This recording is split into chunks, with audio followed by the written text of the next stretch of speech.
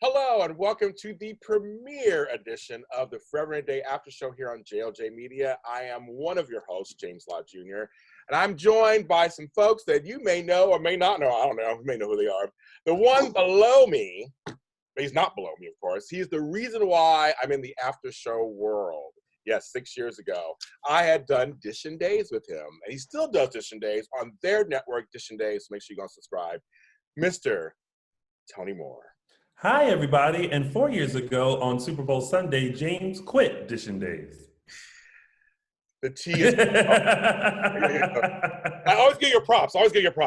Anyway. Thank you. Thank you for giving me my props. And James and JLJ Media is like taking over. So make sure you subscribe to this channel because ain't no telling what's about to pop up. We're working it out, Tony. We are working y'all are working it out during this quarantine. I tell you. It's a rust. And the lady sitting next to me, I've known her for about 5-6 years, so we've known her. And she is one of the co-executive producers, writers, casting. She is I'm Every Woman is Her, Miss Candice Mac. Everybody. Woo! Welcome, Miss Candice. Thank you for having me. Thank you very much.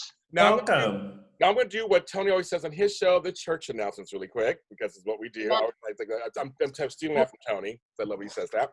Okay, So we are JLJ Media. Go ahead and follow us on audio and video. We are both, folks. So anywhere with streaming services are out there, there's JLJ Media.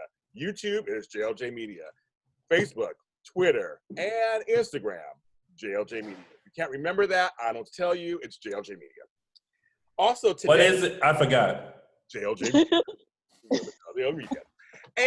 And so we're okay right now, since another network is down at the moment, we are picking up the slack for the Soap Sunday. I drink that tea, folks, for the Soap Sunday.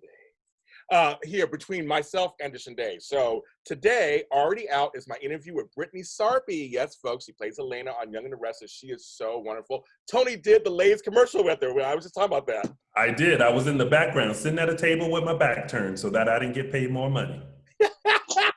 So we talked the Lay's commercial and General Hospital and Young and Restless and Brighton. And it's a great interview. And so you can go on, that's the Y&R mini spotlight on JLJ Media. And then today, after this show will be out, of course, you're watching it now. Then after that, we have the Bold and Beautiful mini spotlight with Tammy Govea and Amanda Russ. We're going to talk about the craziness of Bold and Beautiful that just came back. And then later today is Dish and Days at 3 p.m. Pacific Standard Time on his channel, Dish and Days. So subscribe to the channel. They have my girl, my buddy, Lindsay Godfrey, and Paul Telfer on today, because if you watch Days of Our Lives, you know why they're on. And why they'll be on today. And look at his eye, he's going to be talking all about it. And I heard Michael J. Freeman is coming back for today. Yes. Michael Madden. Yes. Twin. So go ahead and make sure you go to YouTube, Dish and Days, folks. Not FAAD TV, not JLJ Media. They have their own channel. So make sure you subscribe there and hit that button and tune in them live, because you're going to miss an episode today. It's going to be good. And at the end of the Soap Sunday, it is a reunion of 2 separate panels coming together. It is Lucretia Lyon, Frank Moran, and the curvy critic Carla Renata and I live at 6 p.m. Pacific Standard Time talking about General Hospital's first week back on the show. And they had several recasts that were better than the originals. And we're going to talk about all that and more. I guess Lindsay Hartley did a great job. Another story. And we're going to talk about all that and more. And I'm sure Frank will rant, Lucretia will hate Sunny, and the shade will be real. So that is Soap Sundays here on Dish and Days and JLJ Media's YouTube channel. So subscribe. That's a day. It's a day for you guys. And so everybody, one of the things I want to, and we have Candice on here especially, we have questions for you, Candice, too, and people have questions. The first week of Forever and a Day has now been released. Episodes 1 and 2 are out. And as they know, I gave them the numbers, and it's doing really well. It's doing really, really well this first week out. So congratulations to you. And Tony actually will be joining the cast later this season. So he's actually a cast member of the show. Last episode, 1 line, cliffhanger. Now, that's not a spoiler alert. It could change. Who knows what the writers have in store for Tony's character. I'm letting them know. Last episode, 1 line, cliffhanger. I'll give a spoiler. The spoiler is that Tony plays my brother. Yes. With one line, last episode, cliffhanger. It's too much. Okay. Yes, too much. And so this show, for you guys who maybe just tuning in, it is an audio-only soap opera. So it's an audio podcast, not video. And I will tell you, and I would say this, let me turn my fan. I will tell you, it's very interesting to do an after show for an audio thing because Tony and I are after show mavens. We've been around a while. Yes. We've been doing it long. He's doing it longer than I have. You've been doing after shows, what, 7 years? 8 years? 7, 8 years, yeah. Yeah, and I've been doing them for 5, almost 6. Yeah. So 5 years started. And then you started doing your 5 years for you too, Candice? It's been 7 years for Soap Party. Yeah. Wow. Yeah. So, So we're used to visual shows to watch. So this is very different. So I'm going to ask Tony, before I even ask you, start asking questions, Candice, for Tony, just what was it like trying to do this, kind of like get the notes down or whatever for an audio show? For me, because I'm a very visual person, so I really going into it had to concentrate because, this is the first time that I've just listened to a story. I think if you're someone who listens to like audiobooks and stuff like that, this is very similar to that. But if you are a very visual person, you really have to pay attention and you really have to kind of make things up in your mind for yourself so that you can continue following the story. But it's right off the bat, it was very interesting and very intriguing. And it kept you listening, and it goes by so quick that you're just like, oh, that's it? Oh, okay. Well, let me listen to the next one, So for me, I really had to go, okay, I'm going to listen to the episode. I'm in the right frame of mind for it. Go. And I have to admit, for me, Tony's right about that. I have to admit, for me, because I read the scripts and I was also there. I mean, I'm the narrator, so I knew. And that first narration of that first episode was so amazing. Girl, bye. I don't know who that narrator was. He was so good. I was crazy. I think he should do voiceover for everything. So if you have anything that you need James to do a voice, even if it's your answering machine voicemail, an ex-boyfriend or something, call James. Subscribe to JLJ Media. Well, you know what's funny? From my Aunt Faith, shout out to Aunt Faith, she probably watched this. She watched all my stuff. I do her outgoing message. She had me record today. She was like, I want your voice on there, and so I record. So when I call her, I'm like, that's me. Like, did I call right now? I did. But see, the thing is, I agree with Tony, but for me, because I had a little head, see, now from this next episode, will be interesting for me to watch because I don't know every single thing, but I know from my episodes, I know what happened. So yeah, it was a little easier, but you have to be present. Yeah, and tell him, Tony. It's funny that you mentioned that because even though I'm a part of the show, I chose not to read the scripts because I wanted to force myself to actually listen to the finished product. And so when I was talking to James yesterday, I was like, you know what? I'm really coming from the perspective of an audience and experiencing this because, and we'll get into this obviously more, but when James and I were talking, it's two totally different like experiences because James actually has physically looked at the script, know the names, know the characters and things like that. Whereas I am coming into this and just going, yes. Like who, what, huh? Yeah. So it's definitely interesting.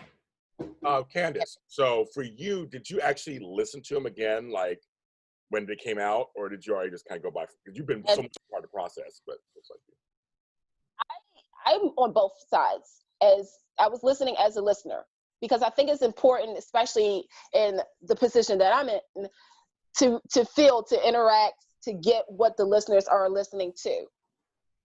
It is a new medium. Well, it's sort of an old medium with, new format, and I agree. It is, if you haven't listened to a book, like audiobooks, you don't know what you're getting into. Mm-hmm. And I had the opposite, because while writing the scripts, which James likes to show, so I'm going to do that too. I just saw, I might have the script. I was like, while stop it. While writing, I'm thinking, oh, these people can see the scenery. I had to remember, no, they have to use their imagination and create the scene for themselves. Mm-hmm. So I think it is interesting because, like I said, as a listener, I'm like you, Tony. I'm coming in, I'm like, okay, so who, what, where, how? Mm-hmm. Pay attention. Yeah. I have context clues. I have to follow the story because if you miss the moment, you're going to miss something. Mm-hmm. So yeah, sure. What I'm interested in knowing is what made you and Casey create this for this particular medium, because we all know this is how soaps originally started. They all started as radio dramas. But, you know, in 2020, what made you and Casey go, you know what, we want to bring this genre of soaps back and create this show this way? Well, Casey, first of all, shout out to Casey. Hey, yeah. Casey. Casey Hutchison. He created this whole show because, first and foremost, we're both fans of the genre. Mm-hmm. This soap genre has been through the ringer, good and bad and in between. But we also wanted to honor it because as of October, it will be 90 years old. Mm. This genre has been around for 90 years. That's crazy. Radio, television to digital. Yeah. So the best way to honor a genre that's brought all of us together is to go to the beginning. So we decided to tell this new story in old format, just as a tribute to how it started. Gone Light was the first one. You know, shout out to Gone Light. Yes. And just introduce everybody to these wonderful, colorful, including JJ characters. Well, you know, it's funny. So I'm gonna have to interject real quick because for folks who don't really understand, I mean, I did a couple of pre-episodes. You can hear some of the story in more depth, but Casey came to me and it was his idea. Basically what Candice said. Mm-hmm. I call it old school into new technology. That's basically what it is.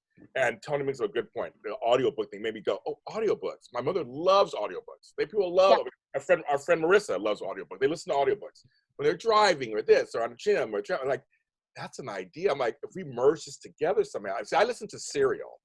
And Serial was a drama that was on a few years ago it was just podcast form. I was listening to looking for Richard Simmons. And there's all these different ones that were just like, literally, they were all audio. They weren't, you know. So I was like, oh, interesting, do this in a format. And so when Casey came to me, I was like, I like this idea. And because the soaps were off the air except for days because of the virus, COVID, and everything shut down, my personal thought was great time to fill in a slot. Yeah. And that's kind of how it started. Then I suggested Candice, and they got together and they've expanded. And so that's kind of where I got from. And here we are. And I thought of you. As I said, who else I know loves soaps that much? Because I think something like this would require someone who loves the soaps and knows history. You know what I mean? You can't. Tony and I talk all the time. When we look for hosts for our after shows, you can't just come on. You can't. This is one genre that you cannot fake. Like, you have to know your stuff. And even though, like, I've been watching Days since I was 14, and there were a couple of years where I kind of fell off, you're still expected to know and remember. Like, you know, there are times where, like, I forgot something happened, and fans have been like, oh, you don't remember? And I'm like, no. Like, you need to know your history. You need to know your who's who. And the thing, too, is that with this downtime, and I said this, I mean, it sucks because a lot of people lost their jobs. They had to stay home. However, if you're a creative person like Casey and myself and James and Tony, you too, this was like heaven. This was like, okay, find new ways to, you know, put out new content for people so they won't get bored. And let's be honest, when all these soaps, you know, ran out of new episodes for days, it was like, okay, some fans did not want old episodes. Right. They wanted something new. And there hasn't been a new soap opera since, I mean, really out of the four, Bold is still the newest soap. Yeah, it is. Because that's 87. That's 1987. Right. And sadly, you know, there's this passion for new. A lot of people want something new from the soaps, but sadly, some of them aren't getting it. So, Casey and us, we decided to go ahead, create something new where people can just be like, oh, during this time, there's something new. Let's check it out. Mm-hmm. Yeah. And so for this, we have the show, we have episodes 1 and 2. So they are out. We're introduced to a lot of characters, Mm-hmm. a lot of situations. Mm-hmm. We are, and I think visually, it wouldn't be so hard because you see it. You just say, oh, that's so and so, that's so and so. So my question to you, Candice, and I don't know if you can answer this or not, because Casey, I know, originally started this whole thing, but you, Candice, Carolina, all you guys who are writing this. So is this supposed to be a colorblind soap? Because I know for some people have brought up to me, well, I see the actors, you guys posting like the promos and stuff. I So, did. and you too. So is this interracial? Is this not interracial? Is it supposed to, like, what are we supposed to kind of feel with this part? So what do you say to that? Human. It's human. And I'll say it like that. It's, I think Casey can actually answer this too, but for me, I don't see color. I just see personality. Does that make sense? Is that I don't see, I'll take Stephanie, because Stephanie is the popular character right now. Shout out to Christina Sullivan. That to me, I don't see her as black, white. I just see her as a woman. I just see her with personality. I don't really see, to me, I didn't see that, if that makes any sense. I didn't see color. And I think that's another thing. We did get, I'll say this, is that if nobody saw the characters, the photos, then you would think one way. But since some people did see, well, everybody saw the pictures. They're like, oh, okay, like the marshals are black, So, but to me, when writing these characters, I don't see color. And I think that's something that's missing in daytime. Because if you have, like an all black family, you'll know it. There's certain textures of their writing for a black family or interracial couple or so. Like, it's funny because I mentioned this to one person and I said, I know in Canada sometimes they do colorblind casting. It's just, but again, you see it, of course, but they don't mention race. People get together, they sleep together, and they're Indian and black and white. They don't even care. I know in America and like in England and other countries, it is very much a thing, especially right now, of course, with all the Black Lives Matter. Yeah. So for you guys, it's more about just, these are people, it doesn't matter the race thing. So the looks, and like looks and everything, so all that is not really part of it. It's up to you. Yeah. One of the things that I was talking about with James was that when I first listened to it, and again, it's like I'm apart, but I'm also removed. So when I first listened, I did start kind of visualizing what these people would look like. Just because, again, like I said earlier, I'm visual. I think what I started wondering is, with seeing the actors who are playing the characters, if we are then supposed to start visualizing them as these people, or are we supposed to envision whoever we see? Because two of the characters, Leslie and Collin. Leslie and Collin. I, of course, pictured them one way, but then when I saw the pictures of the people playing them, I thought to myself, oh, because the girl who's playing Leslie is black and Collin is obviously white. So then I thought, oh, that is another dynamic and layer to that relationship. But then I thought, wait, but am I supposed to go off of what I visualize and what I'm hearing, or what I'm seeing? So there. And that's the beauty of your imagination. Again, like I said, if the way that we write the scripts, even before we did the casting, it was one way. Well, it wasn't one way. It was just a human thing. So to me, like Leslie, it could have been, white Asian, you know, purple blue woman playing this character. But, you know, with Kalia Davis, and again, like it's sort of, it's weird because you have people who did not look at the photos because they wanted to go based off of voice. And so with that, it's like, okay, if you're going by the vocal, then yeah, that's in your head, you can create who Leslie, Collin, and, you know, Alex and all these people are. Yeah. When you see the characters, the pictures, then already you have a whole idea of, oh, so this is an interracial couple. This is this is the typical, you know, white, black, you know. So it's that's why I love this show because it's interesting how everybody, you know, takes this show now, because like you said, you thought one way, turned out to be a different way, you know. So well, I mean, I guess the argument could be not argument, but the statement could be that, you know, for some, when it comes to voiceover work, sometimes you don't know the actors. Sometimes you do. It doesn't matter. They don't always match up race wise, but and a lot of that happens, you know, in space things, all this kind of animation. yeah, So you know, you don't know who they are. But then the other side of it is, well, not because this isn't a visual show. Now with all the promos, you know who the actors are, and now you're adding a visual element to it. So it's kind of like, okay, I gotta figure this out, I guess, somehow. I mean, it's almost like maybe it's a retraining of how you view. Yeah. Oh, maybe. I mean, I don't know. I guess we'll see as we move along, as we keep, if it's a hindrance or it's a help.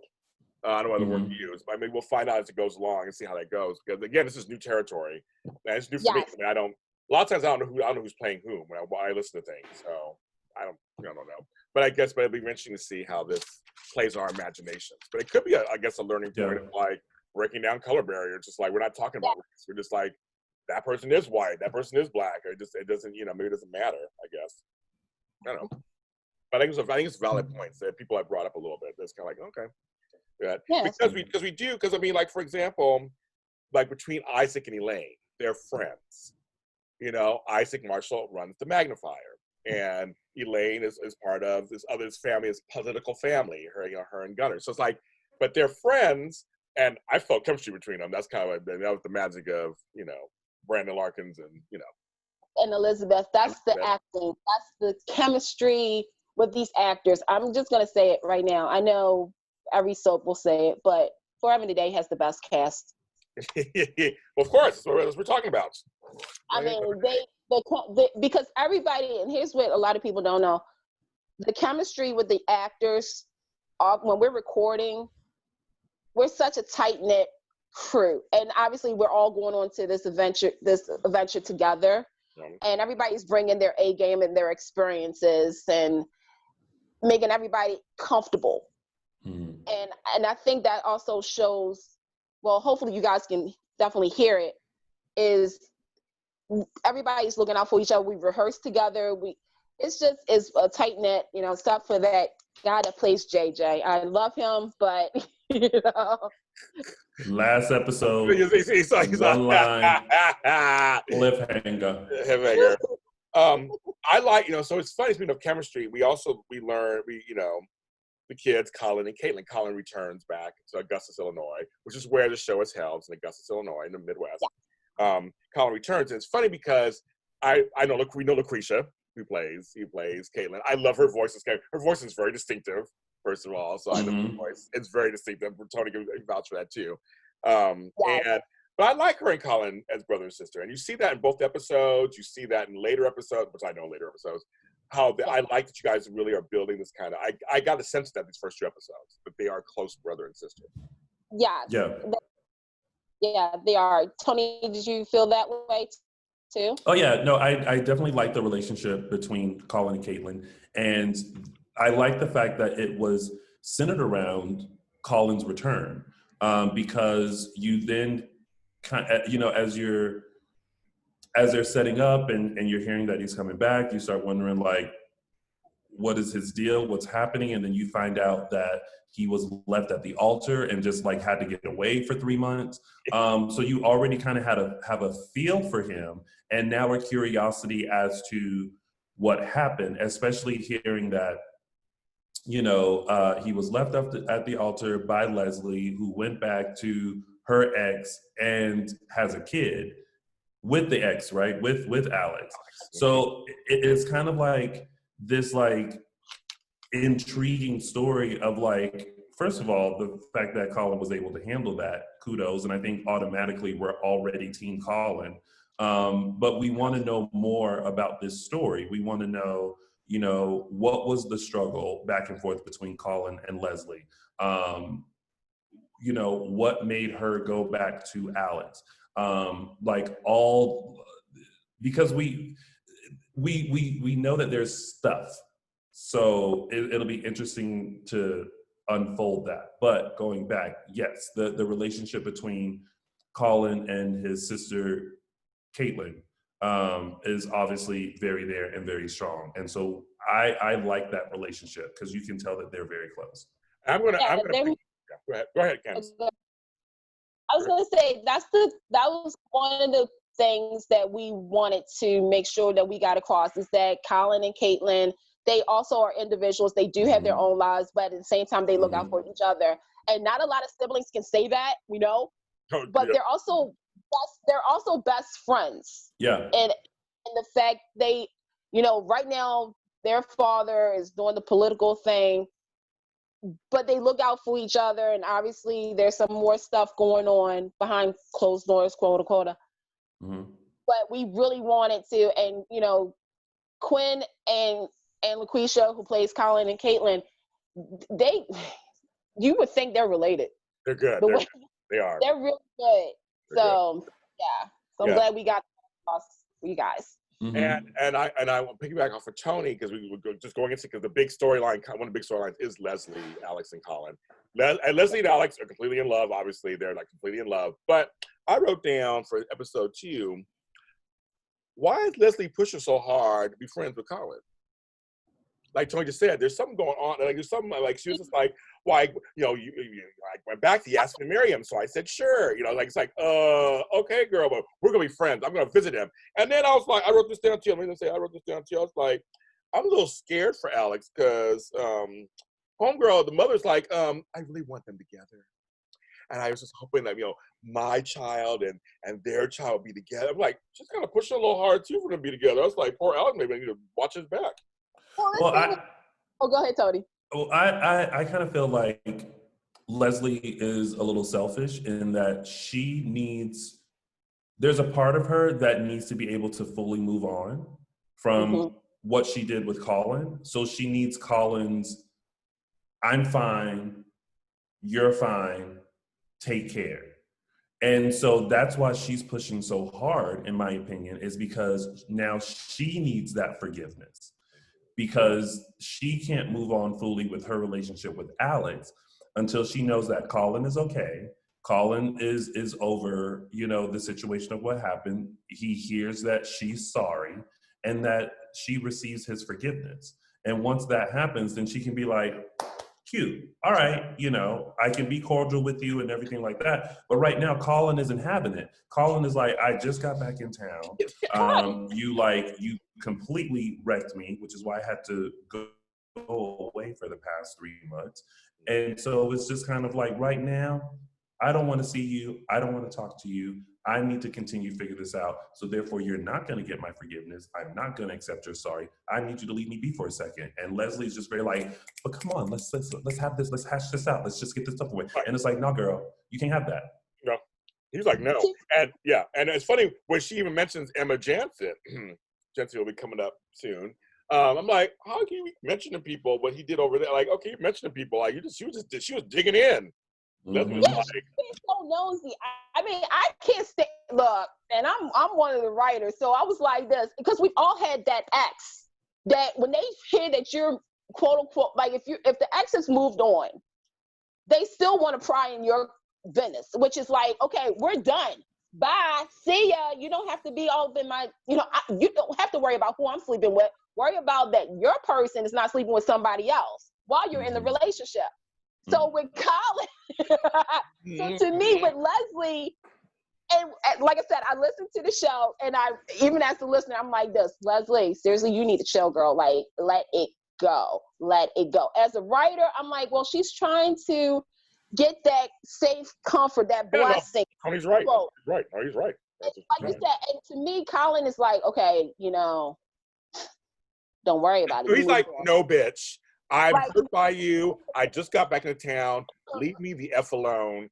And maybe one day, but right now, the answer is N-O. No.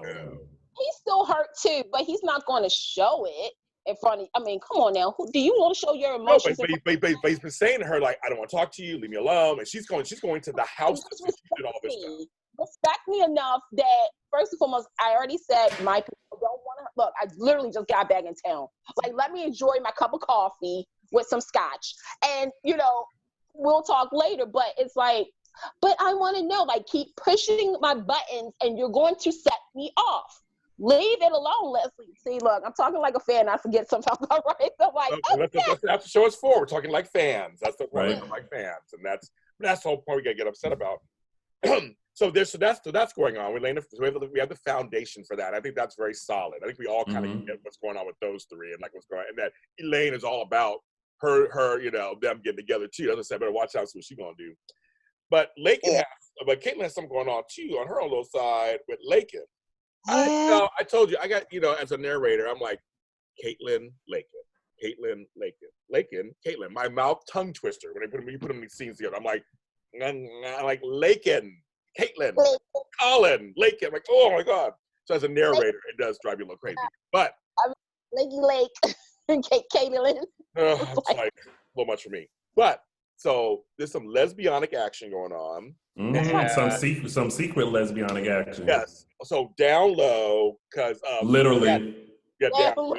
Go on, girl. Get the bell for that one. He said down low. And so, and because of Caitlin's father, of course. So she's like, so it's all kind of on the down low. And we know these relationships never, they don't last like this. Something's going to happen, obviously. So we got a little taste. He's got a little taste of that. There's something going on there. And that it's actually a very loving relationship. You can see that they are really into each other. They really love each other. I think the problem is that they can't fully express their love, and I think it's for a number of reasons. I think not only because. Is it Caitlin's father is, see, this is the fan. Let's go over relationships. Yeah. Caitlin's father is who? It's Gunner. Gunner. And Gunner is running for, or no, Gunner is currently. See if Tony gets it. He's some political office right now, mayor. So Gunner is currently mayor. Lakin's father is Jonah? Yes, Jonah Bennett. And Jonah is the running mate. Well, not the running mate, but like the person that Gunner is going against. So they both come from political families. They both come from, I think, each family member got their own secrets, and we're going to go through that. So I think not only is this relationship strong, but it has to be secretive, one, for political reasons, which is mainly, and two, because of the lesbianicness of the relationship. So there's a lot of stuff there too, but their foundation is very strong. And it goes, again, you have Leslie, Alex, Collin, which is a part of the three families, the Marshalls, Harpers, and Bennetts. And then it droops down to Caitlin and Lakin, who's on, opposites. Like you said, their families are kind of like right now. A Juliet and Juliet story. Exactly. And like, again, with Caitlin and Collin, like Caitlin was saying, is that it's kind of tricky because Caitlin does want to be like, here I am. I'm going to take Lakin and throw her down on the floor and, or the bed. Yeah. But it is the whole thing of politics. And, in real time right now, we do see that. It's that one little scandal with, people who are running for Congress or whatnot can end a campaign. It can. But child, they got so many multiple skeletons in this closet. They better keep it together before they whole families exposed. They may get a storage unit. We get a storage unit, put a stuff in a storage unit, and put it away somewhere. I mean, listen, this ain't one scandal. They got about several, and this is only episode 2. That's very true. Very true. Fuller, could there be more? I don't know. We know because so there's Caitlin and Laken, right? But then let's explore Caitlin's side with her father, Gunner. Yes. Right. Who has his own little something going on there. Mm-hmm.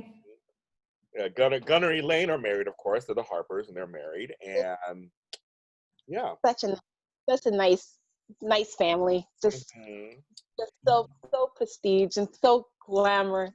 And then we have the Jonah and Miranda Bennett family. Miranda's always so concerned about her family. And then Jonah has a big old secret that runs through both episodes. And we're going to talk about this part right now because it's about Days of Our Lives. I remember when we read this part in the table read for the first time, I gasped. I clutched my pearls. On the Stephanie and Jonah, and excuse my language, blowjob scene. Very Clinton and Monica Lewinsky. Under the desk. Yes. So Miss Stephanie, we're learning about Stephanie now because she works for Isaac at the Magnifier. And she also seductive there too with Isaac. But we find out she's not in an affair with Isaac. She's not in an affair with Jonah. Oh, okay. Well, some people want to get ahead in life. But there's something about that relationship that it almost feels understood. Like it feels like that we're not happy in this marriage, but we're just gonna have to save face. Mm-hmm. Just keep your hoes in check. Like that's what it kind of feels like. You know what I mean? It's like don't let her get out of line. Don't let her do too much. Don't let her come in here and try to run this household. I don't want to see her. I don't want to know who it is. I know what's going on, but keep it in check. Yes, I understand that. Mm-hmm. Yeah, I see that. Because you can kind of feel that's what I felt when I was first introduced to Miranda. Was that I was like, yeah, girl, you seem like you are just you wake up every morning. You're very concerned about the family and how things may look, but behind the scenes, you're probably having a glass of martini by the pool, and you're just kind of like, it is what it is. As long as I keep this lifestyle, I'm good.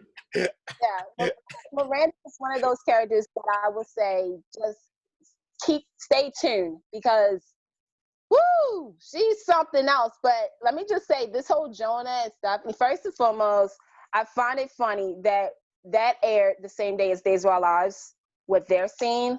Yeah. So I was like, okay, go ahead, Freaky Fridays. That's what we're going to call it now. We got it on days and we got a blowjob before having a day. Okay. That was the most talked about on social media from what I got. Everybody was like, what did Stephanie do? She didn't leave a stain. What?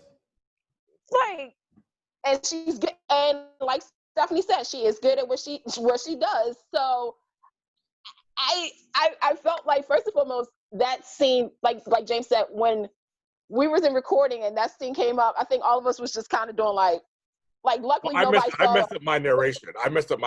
I started laughing. I messed up my narration. I was like, okay, I started laughing. I did. Just be professional about it. But of course, when you read it, and I was thinking about James, I was like, I could not read this. Even, when I saw it, I was like, because I had to say, as she comes up from under the desk, I'm like, okay. And she wiping her mouth. I was like, oh, okay. I was like, I had to say all that. So I was trying to say it with a straight face and not fucking, oops, I discussed myself. It's my network. And I just started crying. I started laughing. I was like, oh my God, how am I going to say? I think and people were surprised because they was like, "Oh, you guys can get away with this," and I think that's another thing too is that with this show versus a network. Well, I can't say that because Days of Our Lives, but I do feel as though, look, we're going to go there. Like Forever and a Day is not going to be your hum dibbly do. No, we're going to go there with certain things that it's not allowed on daytime. That's why it's on JLJ Media. Make sure you subscribe to all of the outlets that it's on, because we will go ahead and we'll roll the dice. And I know somebody did comment and says, "Oh, that is not very ladylike." That's the point. Welcome to 2020. But that's also their relationship. You know what I mean? Like it doesn't even, with that and the intro of that, it doesn't come across as loving. Like they have a connection, yes, but it's really more of filling a void. Yeah. Yeah. And it's funny because I have 2 other shows in development right now, and both of them have a scene that's gonna be interesting. And I think go there. It's my network. Do whatever we want. We can go there. If viewers get turned off, listeners get turned off, they get turned off. I mean, that's just we're gonna show real slices of soapy goodness. Right. Somebody gonna talk about they had their 4-year-old in the car while they was listening. That will be Tony. That will be it. I was driving home from the kids from school. But then like, why you listening to Forever and a Day with your kids in the car? You're supposed to listen to that on the way to pick up the kids. Okay, and listen to little in the car by yourself on the way home. Okay, listen to little Einsteins or whatever the fuck that you guys listen to. Right, Baby Shark. Baby Shark. Yeah, but also we see we see that Stephanie, we're getting these 2 episodes, we're getting a good thing of she is someone who's going to do what she need to do, because she's flirting with Isaac at some level, being seductive at work, but then she's doing blowjobs with Jonah, and then that whole scene in this episode 2 is kind of hilarious, with Lakey coming home, she hiding under her desk, he gushes her out. I mean, it's just like there could be some comedy in there a little bit too with this kind of like their relationship. It's kind of like. Isn't that the worst when your child comes home? Children ruin everything. They ruin everything. Trust you could have got more after that, and Lakin's like, well, her laughing, and Jonah's just playing it off. And shout out to Matthew Preston, because he quickly was doing that scene, and the way he performed that scene, and Christina and more. Sullivan gets my like. She's Stephanie, and she gets my A+. Yeah. But I was like, girl, you ain't call or text nobody. You just driving hours away and popping up. Mm-hmm. That's what kids do. With their parents, Tony, that's what they do, Tony. Trust me. Not I said the cat. Mommy and daddy are home, so I'm just going to go and pop up and go over the questions, because they're getting ready for the questions and whatnot. And I need to feel expected. Well, Jonah felt and fully expected something else, if Lincoln didn't show up. Okay. He did. And probably Stephanie did too. Well, I found it interesting that they were like, he had mentioned about the maids knowing. And I'm like, the things like service people in somebody's home knows. Hey, they want to get paid. They want to keep that bankroll. I just tell what to do. Listen, I be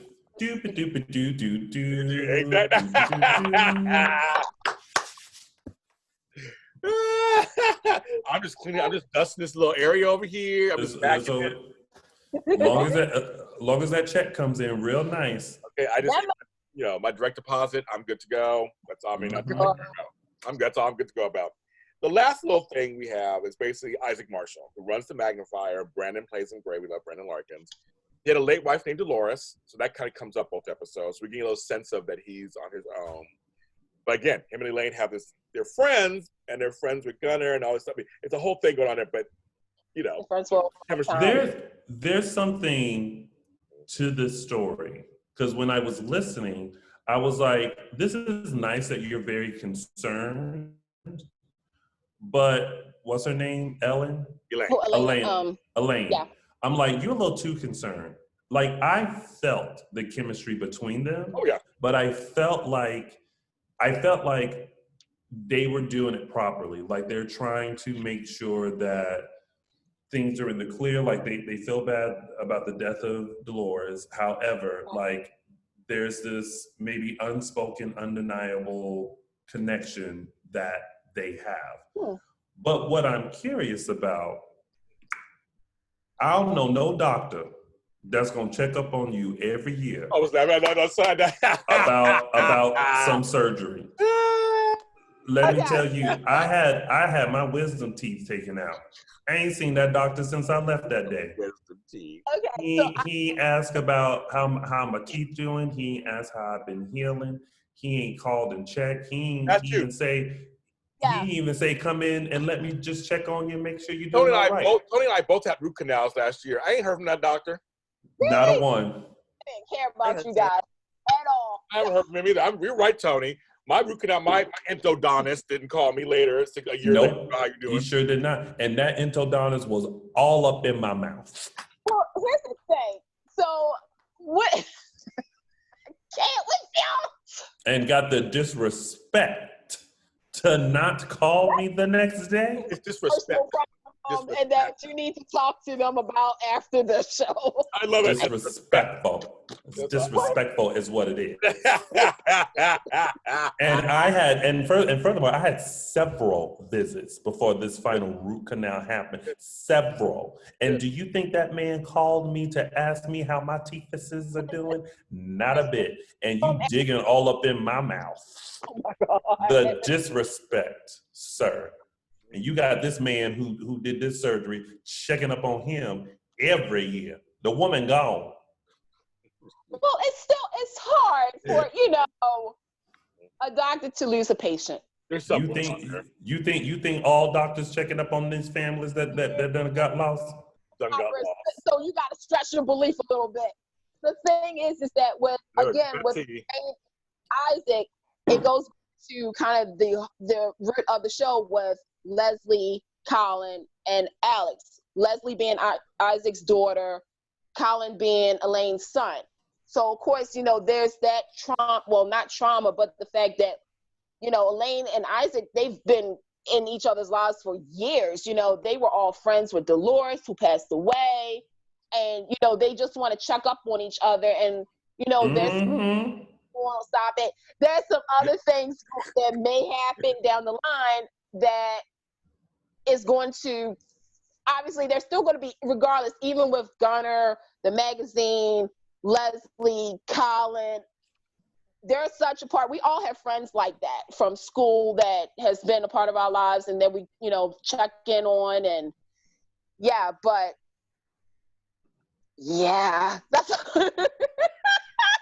stop it.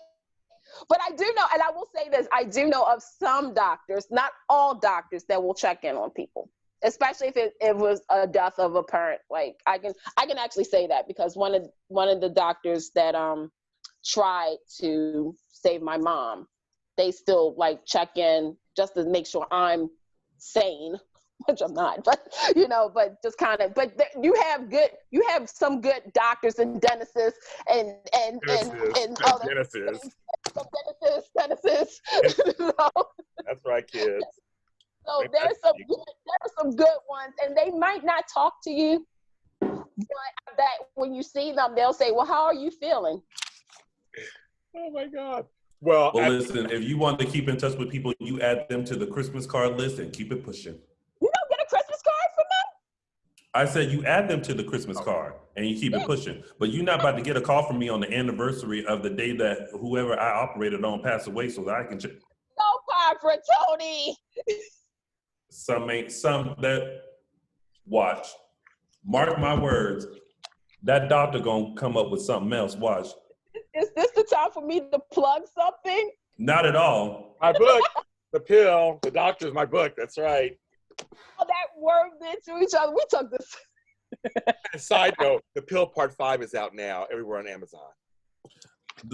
You know what? More and more, you sound like RuPaul. I feel like there should be a ding every time you say something about your book, your music, JLJ Media. Like there should always be, oh, and don't forget to buy my book on Amazon. Ding. Oh, don't forget to subscribe to JLJ Media. Ding. Oh, that song in the background, that's my song. Almost There. Go check it out wherever music is sold. Ding. Exactly. No, Tony knows me. It's connected. Like, the theme song is mine. The commercial is mine. It was all James Lott Jr. I did a one-man band. Having a day to announce it? I don't understand. What? Thank you. I said, so is he supposed to take forever and a day to announce his accomplishments?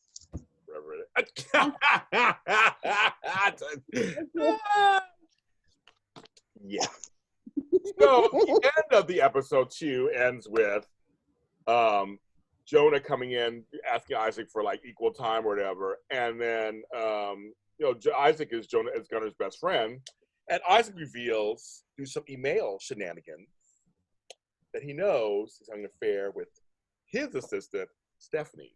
So he knows that Jonah and Stephanie are together. So he found out from some wrong emails. This is true. However, Isaac can't use that against him because I don't know much about politics, but I do know that you do have to have equal time. Yeah. So him coming to the magazine and being like, I want my article too. I'm like, you right. Because if he's going to do an article for one, he got to do an article for the other. Exactly. That's what I thought too, Tony. I was like, well, I get your equal time. I wasn't mad. Yep. And again, it's so much I want to say, but I can't say because I can't say anything. But that scene in particular, I was like, oh, we should do a fight because it was building up. You could feel the heat. And again, Matthew and Bran just brings it every time. But with this, first and foremost, I've learned I have to say this to those who leave their phones not like unlocked or tablets and stuff. This is why you lock things. Hello. So nobody will find out if my shit is locked. Everything is unlocked. Blowjobs or anything on the sideline, like just saying. But yeah, the fact that Isaac knows. But Stephanie gonna do something to him too. I know I'm not counting Stephanie out. I'm gonna work something out. She's gonna work it out somehow. But here's the thing: what would you do if your assistant left their email or text and you found, first and foremost, you're nosy if you like looking at it? One. Yeah. Well, then again, that's why Leslie's the way she is. Let's think about that. Leslie's being plus the magnifier. It's a place where they're nosy. They're paid to be nosy. They're trying to find information.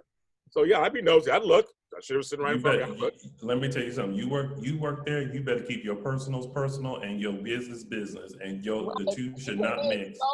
And it will hurt you, but twain shall not meet.